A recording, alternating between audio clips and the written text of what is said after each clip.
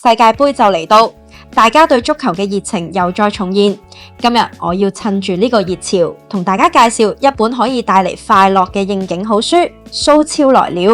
一聽到蘇超，睇波嘅朋友第一反應肯定係蘇格蘭超級聯賽，其實唔係。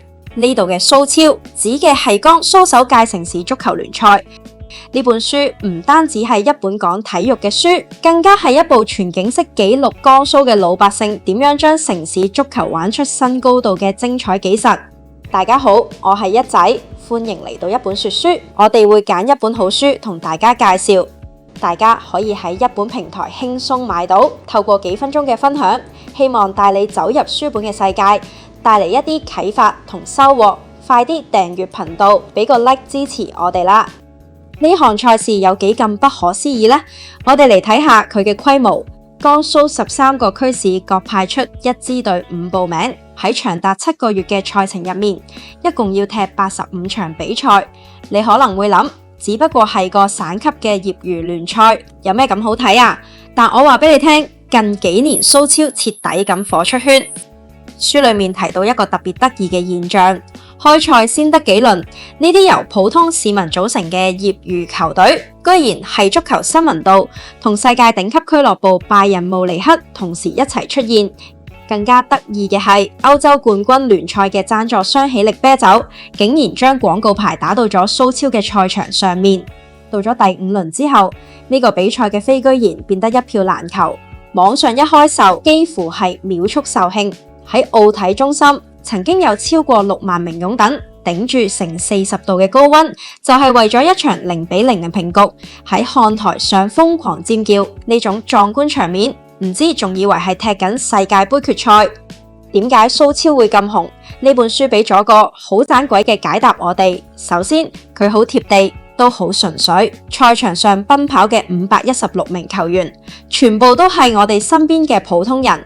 佢哋當中有備戰高考嘅中學生、快遞哥哥、銀行經理。書裏面記錄咗個叫陳良嘅球員，佢係南京航空航天大學嘅老師，為咗代表家鄉常州隊出戰，佢次次訓練都要開2個鐘車返常州，練完再漏夜返南京同學生上堂。點解咁搏？因為為家鄉而戰嘅榮譽感。呢度冇啲咩天價合同，都冇假波、默契波同人情世故，只會有真誠同搏到底嘅真性情。大家追求嘅係比賽第一，友誼第14。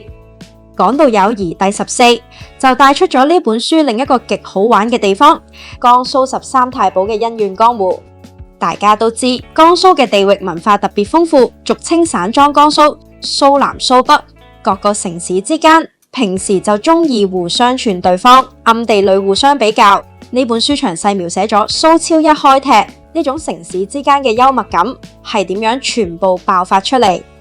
書裏面講到，各地擁躉唔單止喺球場上面比拼，仲喺場外文踢，鬥唔同笑料，鬥圖鬥詩。比如徐州隊同宿遷隊比賽前，會發佈充滿古風嘅楚漢相爭海報。泰州隊喺主場對陣宿遷隊嘅時候更搞笑。開幕式上竟然表演咗一出武松打虎，點解呢？因為泰州嘅興化係《水滸傳》作者施耐庵嘅鄉下，而對手宿遷又號稱蘇北5虎之一，所以佢哋就抱住個勇捕老虎喺度打，搞到全場笑。網上嘅笑話都係滿天飛，佢哋話大佬蘇輸得慘，二哥冇所謂，三弟墊底。仲有人講笑咁講，贏咗酒度加醋，輸咗醋度加酒。呢啲帶住強烈地域特色嘅幽默，將一場嚴肅比賽變咗一場全民狂歡嘅盛宴。睇完呢本書，我真係好有同感。足球嘅本質係咩？就好似書裏面講嘅，足球嘅真諦唔單止係競技，更在於增強體質，培養拼搏嘅精神。蘇超俾體育回歸咗快樂嘅本質，將睇波變成一種充滿鬆弛感嘅生活方式。輸咗波，小擁躉可能會喺看台上喊住嗌常州加油。呢個係一種幾咁純粹嘅鄉情洗禮。大人輸咗波都係笑幾笑，鬧幾句無傷大雅嘅說話。蘇超來了呢本書帶我哋睇到江蘇呢笪土地上經濟脈動同文化自信係點樣同頻共振。佢記錄嘅係一場現象級賽事嘅盛況，更加係一幅好盞鬼嘅城市文化浮世繪。如果你想知道真正嘅快樂足球係點樣嘅，如果你想感受一下普通人因為熱愛而閃閃發光嘅模樣，我好推薦大家睇一睇呢本書。